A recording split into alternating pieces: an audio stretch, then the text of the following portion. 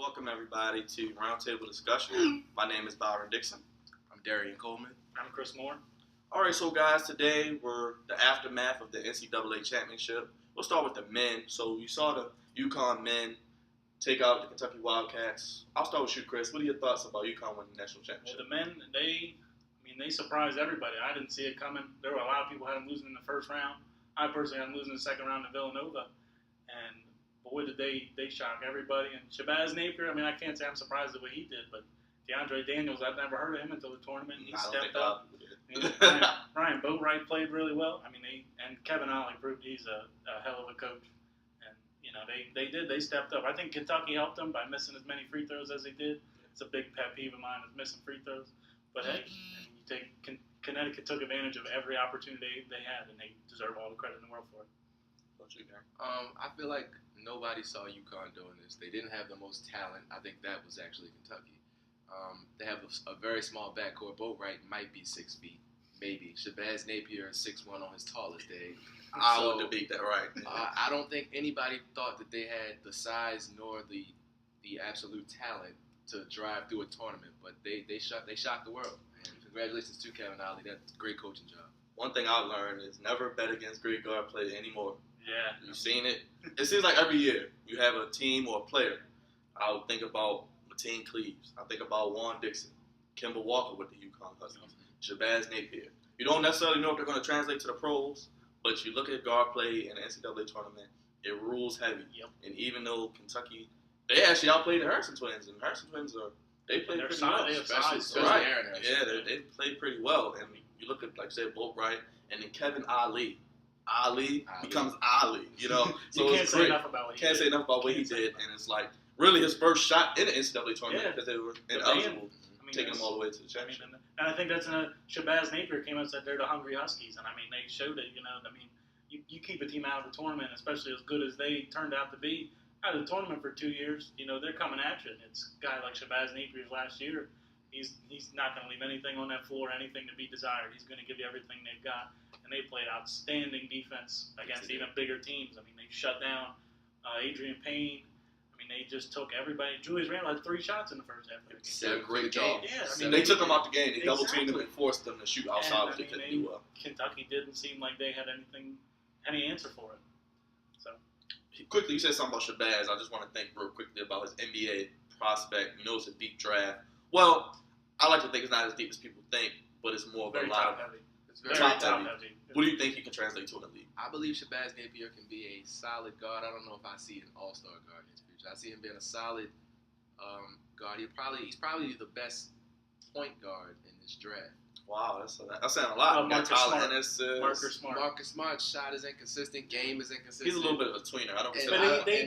He can translate. I think with his size. I think Shabazz. I listened to Jeff Goodman this morning, and he said the only reason he couldn't or he won't be an all-star is his size, because Shabazz is a small guy, but he is a great. Shabazz can shoot much better than Marcus Smart can, and he pulls up from anywhere. Shabazz has range, NBA range. And I don't think Marcus Smart has that just yet. I think his shot is far too inconsistent. And his game overall is a little bit too inconsistent for me to put him over Shabazz Napier. So what do you think? I would take Shabazz on my team any day of the week, but I do think he is a little small, and I think he'd be a great backup. He'll be an excellent backup. And he might be a decent starter. A decent starter, but not an all-star. Yeah, I don't think you could win an NBA championship with him as your starting point guard. I think he's a I don't think you can win a point guard with Mario Chalmers as a starting point guard, but it all depends on who you're around. Yeah, that's true. It's all about system. Anybody, I could be the point guard for LeBron James and D Wade. I think Shabazz is a rotational player, probably a backup point guard, but he's a better shooter than Kemba Walker. Yeah. Doesn't have the lateral quickness or agility, but I compare him to a DJ Augustine, maybe doing well with the Bulls this year. But I think he could eventually come into a 6-man, maybe a starter on a developing team in the next 3 to 4 years. He reminds me of somebody like an Isaiah Thomas in Sacramento. That game that he can kind of get where he wants on the court. He's a solid defender.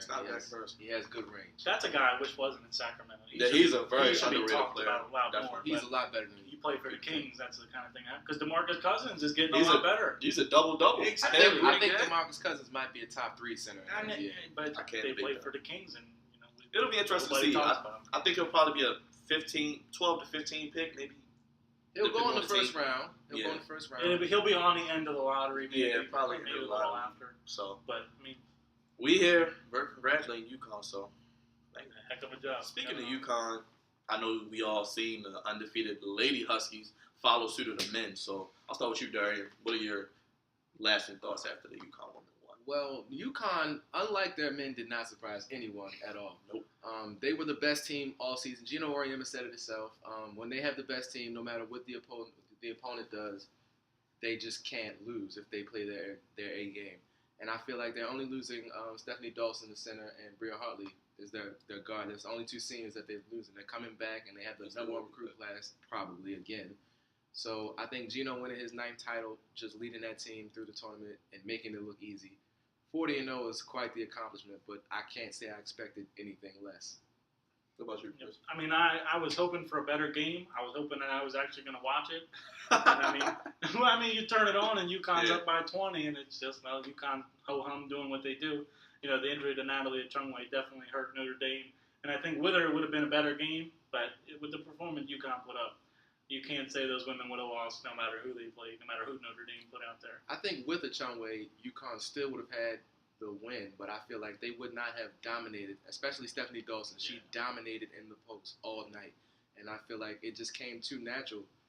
Breanna Stewart got to where she wanted on the court, and I think she's one of, if not the best player in the country right now. She's only a sophomore, so I just think they'll be back next year and expect the same from UConn again. Yeah, like I said, I agree with you. UConn, I still think would have won that game, but I definitely thought it would have been a more compelling game, would have been much better, and I wouldn't have been inclined to turn on the Heat and the Nets.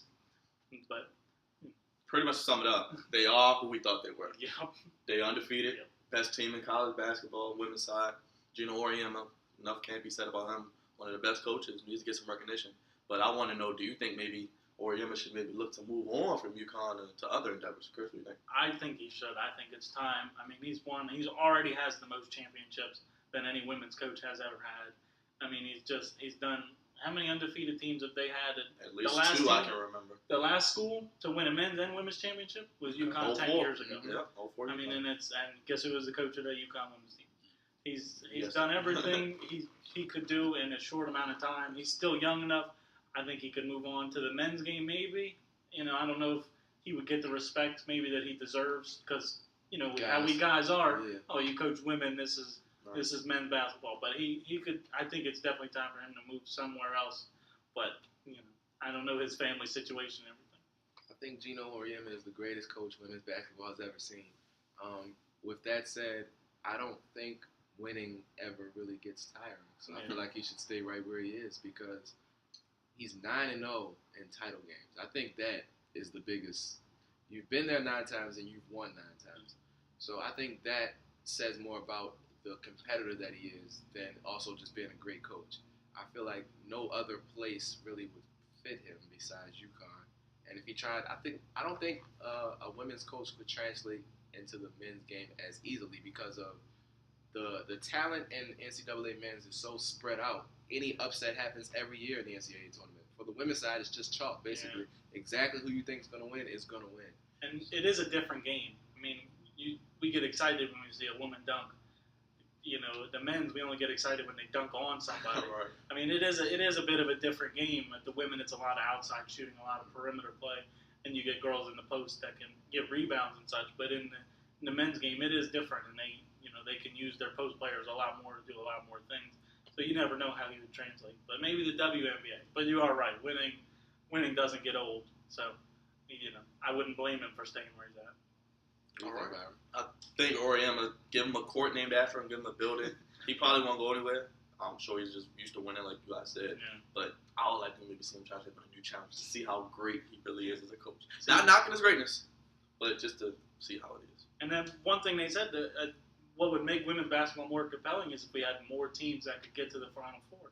It's Tennessee. Even without Pat Summitt, they were number 1 seed this year. Stanford, Notre Dame, Baylor went to the Elite Eight. Yeah, Baylor recently. And of course UConn. And it would make the game more exciting if we had more teams that could get there, like the men. The men, you never know. Yeah, you never know what's going to happen in the men's tournament. Nobody saw Wichita State last year getting to the Final Four. So It'll be interesting to see. So we look forward to seeing what UConn does on the women's side. All right, so we're back. As everyone knows, it's been about a week into the Major League Baseball season, and we're a little late, but we also want to give our bold predictions. So we're going to go division by division and just give out who we think would take that division and represent their division in the playoffs. So we'll start with the AL East, Darian. Who do you think is going to take that probably toughest division in baseball? It's definitely the toughest division in baseball, and I have to give the slight nod to the New York Yankees. I just think the rotation in combination with their hitting staff. I think the Orioles will actually sneak up on some people, finish second, surprisingly. But I don't think the Orioles have the starting rotation that can match the Yankees. That's a good point. Chris? Well, I agree. The Yankees pitching staff, I think, is a little underrated. People forget how good Pineda was in Seattle his rookie year. And Ivan Nova's a consistent guy. But for me, speaking of pitching, it doesn't get any better than Tampa Bay Rays. I know the offense isn't always there, but you got guys like Evan Longoria and Will Myers, and you have the brilliant man they have managing Joe Madden. And you don't even need to say anything about this pitching staff. You know how great it is. And last year there was a time in July they were 22-2 in the month of July or something like that at one point. I mean, they have stretches where they are so tough to beat, and I think that the Tampa Bay Rays with that pitching staff is just going to be so tough to beat. Matt Moore, he did go see Dr. Andrews, just so you know. Yeah, hold your breath. That's just a sore elbow. Okay. Even they said that they don't believe there's much for major concern. Well, I'll be a little biased here, but I do have reasons behind my bias. I think the Baltimore Orioles will win the AL East. The pitching, I know you talked about questions with it, but I think later in the year you got guys like Bundy, Gosman, and don't count on Johan Santana. He still can be serviceable. If not as a starter, maybe in the bullpen. I do have questions about the back end of the bullpen without Jim Johnson. Tommy Hunter, throws a lot of heat, but he does like to challenge guys, and it hurts him a lot. Yeah, but the offense, great as it has been with the long ball, it does not hit with runners in scoring position. They have to work on that. But I think draw more walks, manufacturing runs maybe. So I think the Orioles will take it. Yankees second, Rays third. None of us are going with the champs, huh? I think they'll finish fourth. I'll go say it. I'm third. I honestly think they're a little overrated. Last year was a year. They caught magic in a bottle. Yeah, with the Boston bombings and then the Beards. It was like no it was something meant to be, and it was weird about that. They got out to a really hot start and they never really simmered. They started hot and kept hot. And then you think about some of the moments, like you said, the cop with David Ortiz and falling over. And Torrey Hunter was it was great. Like you said, I think they called. Even if you weren't a Red Sox fan, you were like, "This is a great run." It was a compelling story. Unless you're a Yankees fan, because I was rooting against them every step of the way, and they just never stopped. I thought they were going to lose, but so we'll move on to our next division. We have AL Central. So, Chris, who do you think will win AL Central? I don't even think this is a question. Yeah. Detroit Tigers. I mean, it's honestly probably the most loaded team in baseball. I thought getting rid of Prince Fielder was a great move for them. I thought both teams won out of that trade, them and the Rangers. But you can move Miggy back to first, so you lose that defensive liability there. Ian Kinsler, I think, is a guy that has a lot to prove. Being traded from Texas, and Verlander and Scherzer. That is like I said, Tampa Bay. That's a full rotation 1 through 5. Best 1-2. It does not get any better than Verlander and Scherzer, and they have a lot more than that. So it's like Miggy can carry an offense himself, and Scherzer and Verlander can carry a rotation by themselves, but they have more than that. So I don't think anybody's ready because the Royals are coming. They're coming. They are coming. But I don't think they're ready for these Tigers yet. What do you think? As you said, Detroit Tigers. It's not even a debate. The Royals do have a nice, up and coming roster. I think they'll finish second, but it'll be a distant second because I still think Justin Verlander is the best pitcher in baseball, and Miguel Cabrera is still the best hitter in baseball. Sorry, Mike Trout, not yet. And I just think Detroit is just loaded top to bottom. They will not allow anyone else to come out of the Central. I'll keep it simple. Detroit Tigers win this division by 8 to 10 games. Yeah. Even though the Royals, I think, will be solid. But like you said, Miggy, pitching staff, even with the new manager, they'll still be fine. Yeah. So we'll just keep that moving. AL West. I did like Jim Leland, though. Yeah, it was sad to see him go. Yeah. AL West, very compelling division. A lot happens a lot with this. So, Darren, who do you think is going to win this? I think those Angels. I think those Angels will finally get it together. I think Pujols will start to look like Albert Pujols. He still can hit 25 home runs even at this age. People forget how unhealthy he really was for the past 2 years, probably. Yeah. I think they will have the AL MVP and Mike Trout on that roster as well. I think he will be the best player in baseball for the next 5 to 10 years, and I feel like they'll finally get their act together and come out of the West. I like the Angels. I have them as a wild card pick. I think you're right. I think people are sleeping on this team because of last year. They had a lot go on last year, and they were built up to be a lot, and it's just so hard to live up to those expectations. For me, I'm a Moneyball guy. I love the movie. I love Billy Bean, and they won 2 straight AOS for a reason.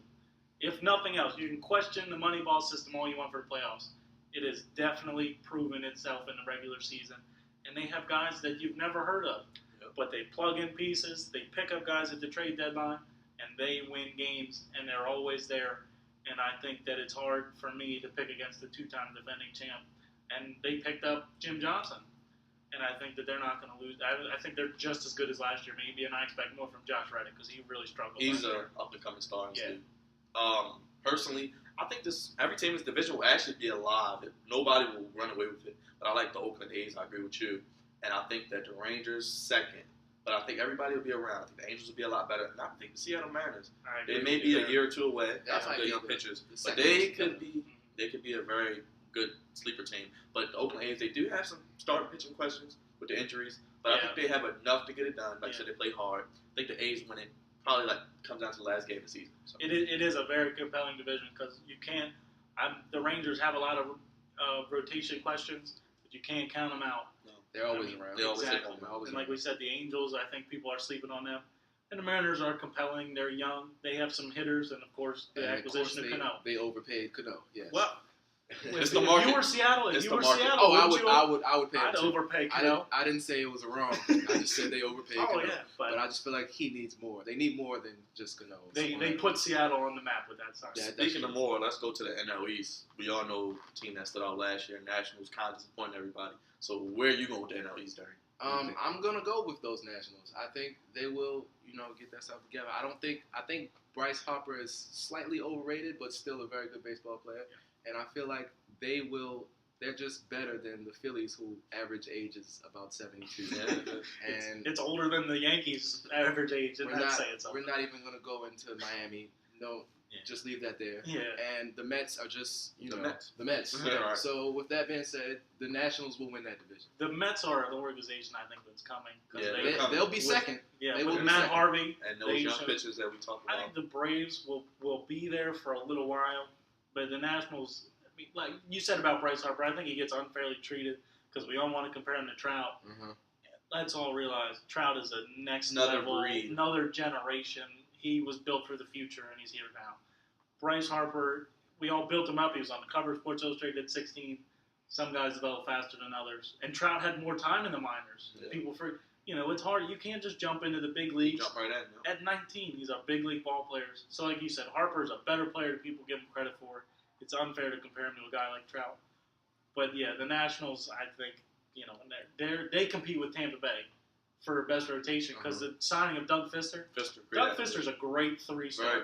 He's going to be fourth for their rotation with Gio, of course, Strasburg, and Jordan Zimmerman. If Strasburg can stay healthy, watch out. I think he doesn't have an innings limit anymore, so he'll probably be in a signing conversation as well. But I think the Nationals win this division. I think Phillies and Braves fight it off a second. Braves starting rotation injuries, Tommy John surgery, but Marlins and Mets are coming. The Phillies are going to have a dumpster fire come All-Star break. I'm telling you right now, they will be out of competition, and I think that they will realize it's time. But you very well might see Cliff Lee. I don't know about Cole Hamels, but you might see Chase Utley and Ryan Howard wearing different uniforms after the All-Star game. Speaking of new uniforms, what do you think NL Central? The NL, competitive. It's a good division. Not great, it's good. The Cardinals are great. It's a great organization, and this is the team where I think if they won't even have to worry about injuries because they have so much in their farm system. There's so much depth to this organization. Arguably the best organization in sports, and I'm a big fan of Michael Wacha. That kid, if he develops a breaking ball, he will be a Cy Young winner, a multi-Cy Young winner. But he's got a great fastball changeup, and he's learning from a great guy, Adam Wainwright. They have a former catcher, Mike Matheny, as their manager. I think that catchers make great managers because they're field managers. They manage, on the field. And the Cardinals, I think they'll run away. I think they'll win it by more than 5 games. I like the Pirates. I like the Reds. But the Cardinals they're just tough. Too tough. I agree completely. I think the San Antonio Spurs of baseball is good comparison. St. Louis Cardinals. They just know how to win, and they know how to be around when it's time to start really. When things get tough and it's really time to get a win, the Cardinals know how to do that. I feel like the Pirates will be second in that division because McCutcheon is just an outstanding player, but you just can't go against the Cardinals. St. Louis Cardinals run away 5 games. I think it'll be competitive between the Reds and the Pirates, but Cardinals pitching next man up mentality. Doesn't matter who's hurt or who leaves. It's Beltran, Pujols. They got guys that plug in, even losing guys like David Freese. Well, last year, Alan Craig was the leader in MLB in average with runners in scoring position. He got hurt, hardly played in the postseason, and they got Matt Adams is now their starting first baseman. They get it Alan done. Craig's in the outfield. They get it done. They have them everywhere. Let's move to the NL West. Who do you think, Chris? We'll take that. I am on the Dodgers bandwagon. Being a Yankees fan, I know what it's like to spend money and win. I think the Dodgers are ready to win. Yasiel Puig, I know he's had some issues early with a thumb injury and with questions about him being on time and all that. Listen, the guy, I think he's with Trout as a next generation talent. And the rotation, I know Kershaw's hurt right now, but the Dodgers are really going to make sure he's healthy because they just paid him a ton of money. I think the Dodgers are going to make sure he's healthy. If Chad Billingsley, he's coming back. A lot of people have forgotten about him. He's on his way back. He's ahead of schedule in his rehab. And, of course, with Greinke, Ryu's a guy we don't talk about much. He's been He was solid last year. He had a great opening day start. I think he's going to be even better than last year. And, I mean, there's so many names with Kemp, Crawford, like I said, Puig, Hanley Ramirez, Adrian Gonzalez. I mean, there's just so much there. I think the Dodgers are loaded with talent. And I like the Giants to compete. I think they had a bad year last year, like the Nationals. They were another disappointment. But they'll compete with that pitching staff. Has its questions with whether we don't know what Lincecum's going to be. But I think the Giants will compete, but those two will handle this division fairly easily. I agree completely. The Dodgers just have more talent than everyone else. The only thing that concerns me is, again, Kershaw getting hurt because I think he's the best pitcher in the National League. But other than that, I think if Matt Kemp plays consistently, which he did stays last healthy, year, he's another guy you work on. If he stays healthy and plays consistently, I think that lineup is just hard to deal with. Their offense alone will just get them to the playoffs. They'll get healthy. They'll be fine. They'll win this division by 10 games. Dodgers. I like the Giants to compete, though. I do. I think they're another good organization. Now they're not at the Cardinals level. They're a good organization. I think Arizona's a little underrated, but their pitching's They're coming. Mark Trumbo. That's he my is guy. hitting home runs everywhere. Trumbo and Grossman. They're on their way. The D-backs are on their way, but I think the Dodgers are loaded with talent, and I think they'll win by about 4 or 5 games, and then they'll be a distant third with the D-back. So we look forward to seeing how these predictions play out. All right, so we're going to hand out a little bit of awards here. We'll start with the AL MVP. Darian, what do you think is going to win that? I think the AL MVP will go to the best player in baseball right now, and that is Mike Trout. Well, sorry for Miguel Cabrera, but Mike Trout. I think he will do more for his team than anyone else, both in the field and with the bat. And I feel like he's going to have another outstanding year, maybe even 40 plus home runs, 100 plus RBI type year. The last 2 years, I've said Miguel Cabrera should win it because I just think that hitting is such a difficult thing to do. You win a triple crown, you hit 40 home runs, you hit 300 plus 320, you have 100 RBIs. I've been on the Miguel Cabrera bandwagon the past 2 years, but it's time for Trout to win. He's the best overall player in the game. Miguel Cabrera's the best hitter. Trout's the best player. I think it's his year. I think it helps him that the Angels make the playoffs because I have the Angels as a wild card. I think that's honestly been the biggest reason he hasn't won it. It's because Miguel's team has, his team hasn't. I think they win the division this year. So exactly. If they make the playoffs, that's the difference. I think Trout gets it done. Hits at least 300. Hits at least 30 home runs. Drives in 120. Steals 30 bases. He does everything. He does it all. So we'll go to NL MVP. This is probably tough. Who do you think's going to win that? I've been on the Yadier Molina bandwagon, and he hasn't gotten it. And I just think you can't say enough. Part of the reason the Cardinals' rotation is so tough is that man behind the plate. I mean, he manages everything they do. He helps all the young guys. There's a reason Michael Wacha was great last year. Michael Wacha's a great talent, but Yadier Molina, there's something to be said for a pitcher that doesn't have to think. When a catcher puts down his finger, you can nod your head and come set and go to work. And that's what the Cardinals can do. And I think that alone could win him the MVP. But the guy's become a great hitter. He hits over 300. He's a mainstay in this lineup. I think it's time for Yadier Molina. The only thing he doesn't do is steal bases.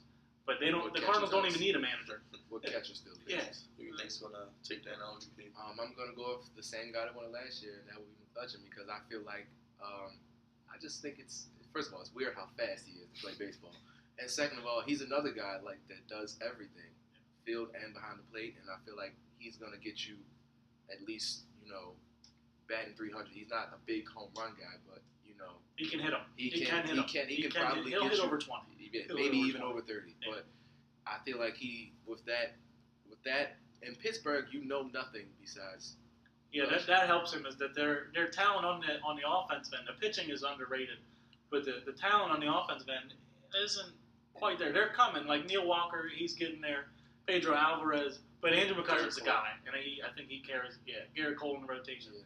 He does carry the lineup. I think that helps him. I think Mark Trumbo, a little sleeper there. Diamondbacks will be competitive. He'll probably hit around 280, 290, 30 home runs, probably driving 90 to 100. So I think Mark Trumbo will probably take that. So that's just a wild card guess. It's weird though that he's so far. It's very early. He's hitting a ton of home runs right now. The National League is known as the league with better pitching. Yeah, especially the NL West. Yeah, I mean, it's weird that he's doing that. It's granted, like I said, it's very early, but it is. My only concern with Trumbo is, will the Diamondbacks win? That's the question. For him to That's really the question. be. They have to at least compete And for a playoff That's right. spot. So now we'll go to, like you said, pitching. Who do you think wins the NL Cy Young starting? The NL Cy Young, I'm going Adam Wainwright. He is always there. Like he's always there. He doesn't walk people. You have to earn everything you get against Adam Wainwright because he pounds the zone. They said last year he had less walks, or he had more walks than strikeouts by, I forget how much, but it's a ton. The guy just doesn't walk people. His ERA is going to be right around 3, maybe even less, and he's going to win a lot of games with that team. So I think Adam Wainwright will win it. I think the guy that signed the big check this offseason, that would be Kershaw from the LA Dodgers, and he just got hurt recently, so we'll see how that holds up. But he can still come back and win 15 games. If he comes back and wins at least 15 to 20 games, if he can do that off of an injury, I feel like there's no pitcher in the NL better than him. Strasburg will have a nice year. I think even Walker from St. Louis will have a good year, but I don't think any of them will have a more dominant year than Kershaw. I think Strasburg takes the NL Cy Young. No innings limit anymore. He's going to go out free, pitch very well for this team, win 17, 18 games, probably have a 2.5 ERA, strike out 200. I think Strasburg gets it done. So what do you think about AL Cy Young? AL Cy Young, I'm going to go with Justin Verlander because I feel like last year he had somewhat of a down regular season, but I feel like he knows how to turn it on. And I feel like when Detroit needs a win and they put him on the mound, you can almost book it if he has his best stuff. I think he's a guy, I like the pick, but I think he's a guy that sometimes gets bored with the regular season just because of how great he is. But I like David Price. I think he's going to do it again. I've said it numerous times, this rotation is the real deal, and he's the leader of it, and he's coming back. And I think that it's a contract year. I don't think he's going to be a Tampa Bay Ray next year because they just can't afford him. I think he's going to go out and pitch very well, probably a mid-2 ERA. He might win 20 games. We'll see. Their lineup has its questions, so that might not happen. But he's just so good. I think it's David Price. He's one of the few guys in the game doesn't need another pitch. He can come at you with a fastball and win as many games as he wants because he can cut it, he can tail it, he can go straight at you, and he locates it. He's one of the only pitchers in the game that just needs a fastball to be effective. I agree with you, Chris. David Price will win 15 games, but unfortunately he doesn't have the best offense, so it may lack wins just because of that. But he still can win 15 games because of his greatness. So I think David Price will get it done. So those are our predictions for awards. So we'll look forward to see how those pan out. So we did our division winners. Now we're going to go into our wild card picks. So we'll start with the AL wild card. Now it's 2 wild cards. Who do you think is going to play that? AL wild cards. I'm a Yankees fan. I'm a little biased. And you know what? I think that I can't believe that some magical destiny didn't get in the playoffs last year with it being Moe's last year. But Derek Jeter, there's no way his last year won't at least be in the playoffs. So I think the Yankees will get one because it's a good team. I'm not saying that just because of Jeter. It's a good team, and it's the Yankees. I think they'll be there. And the other AL, I like the Royals. They're up and coming. But I think the Angels, I said it, I think that they're a team that's going to live up close to the hype that they had last year. I think that people are underrating this team. C.J. Wilson, Jared Weaver, that's a good 1-2. and this offense, I think it's gonna be really good. I mean, Trout, Pujols, Hamilton. Good luck pitching to that. I mean, just have fun with that. I think the Angels will make their way in. I'm gonna go with first the Rays because that staff is gonna be hard to keep out. I have the Yankees winning the AL East, and I'm kind of torn between the O's and the A's, but with those foul teams, I think I'll go with the Orioles because of that lineup. I think, with Adam Jones and Chris Davis, they can flat out hit. And their lineup, I mean, their rotation has a bit of concern for me, but I don't know anybody that really plays in Oakland. They just are always around. Yeah. But I'm gonna go with the O's and the Rays as my two AL wild cards. Personally, I like the Yankees. Like I said, I don't think Jeter's not going to make the playoffs, or at least be right there. And I think the Tampa Bay Rays, they're pitching them, get them in, and they could be dangerous. So the sad thing is, I mean, there's a lot of great teams, but the AL East, none of us have the Red Sox making the playoffs. And they'll be good. And they're the defending champ. I mean, I have the Orioles missing. Somebody's going to miss it. Yeah, somebody that belongs in the postseason, it just isn't going to be there, and it sucks. But I mean, that's the nature of the beast. That's life in the AL East. Speaking of wild cards, we're going to go to the NL wild cards. Who do you think the NL wild cards will be? I think the Pittsburgh Pirates will get in because I think they have the best player in the NL, and I feel like the San Francisco Giants will get in just because they know how to win, just like the Cardinals know how to win, just to a lesser extent. And I just think you can't count them out for too much, especially with the Dodgers. They have talent, but they haven't proven anything yet. So I think it'll be a competitive race in the NL West. All right, what do you think about that? I'm with you, same two teams. I want to pick the Braves, I do, but just the early injuries to the rotation. They lost McCann. I want to pick the Braves, but I'm not. So I'm going to go with the Pirates. Like you said, McCutcheon's arguably the best player in the National League. I think he is, but I just think Yadier is more valuable maybe to his team. And I think the Giants, you said, they know how to win just like the Cardinals do. I mean, 2 years. The 2 years they won the World Series, nobody saw it coming. Yeah, nobody was really Bruce picking them. Bochy is a very underrated manager. They find a way, and I think they're going to find pitching. And the offense is, I think it's with Pablo Sandoval, Angel Pagan, Michael Buster Morse, Posey, of course. Buster Posey's the guy Pence. we had mentioned in our NL. He could win it. Buster Posey could win Hunter it. Pence is pretty good. I mean, Buster Posey needs to stay healthy too, but but as long as nobody's going to run into him at the home plate He doesn't have to worry anymore. about that anymore. So. Buster Posey. So my NL wild cards, I think Pittsburgh Pirates and Cincinnati Reds. I think the Reds are still solid offensively. I think Cueto and those boys can get the job done pitching. I think, like I said, McCutcheon, Garrett Cole, they'll be pretty good. They still have Francisco Liriano. I think the Pirates do, yeah. So I don't. solid. The Reds, I don't like the loss of Shin-Soo Choo. That's a big loss. He's a guy that's always on base. But Jay Bruce, Votto. Yeah, Jay Bruce can. He's If going to be Billy Hamilton ever gets on base, they'll be Yeah. okay. But Yeah. that's just who we think will. I just don't think the Reds know how to win just yet. New manager might be a period of transition. So with that being said, we got all our field set. Who plays in the World Series and why? Well, as much as I'm torn about this, I'm gonna go with the LA Dodgers, and I don't want to say this, the Tampa Bay Rays. I just feel like there's something to be said about pitching come October, and I don't think anybody in the AL has it like the Rays do. I think top to bottom that rotation is just an absolute killer, especially with the extra days in the playoffs. So I just think the Rays will get through the AL in a dogfight, and I think the Dodgers will finally find a way to manifest all that talent. And I do think the slight nod in that series will go to the Dodgers. What do you got? Same two teams. We're pretty alike here. The Dodgers, they're the best team, I think. I love the Cardinals. I love the organization. That's going to be a heck of a series. If you don't watch that series, you're missing out on a lot because that might be one of the best series you'll ever see with them too. But I think that the talent of the Dodgers, and I think that Yasiel Puig is the difference. I really do because he's a guy that can do everything. Great on defense, great at the plate, and can steal bases. I mean, he makes a big difference. And the Tampa Bay Rays, pitching wins in the playoffs. We've seen it time and time again. The Red Sox got there last year because of it, and the Cardinals got there because of it. And the Tampa Bay Rays, 1 through 4, are just so tough with Cobb, Moore, and Chris Archer backing up David Price. And I think this offense, this is the best team Joe Madden's ever had. And you give Joe Madden a good team, good luck to you trying to beat them, That's my especially only in the 7 concern. game series. My only concern is that lineup. I just think it's, other than Longoria, I just don't think they have enough. But I think in the postseason, their pitching will get it done. I mean, they have last year's Rookie of the Year with Will Myers. I think Ben Zobrist, he's a valuable play everywhere.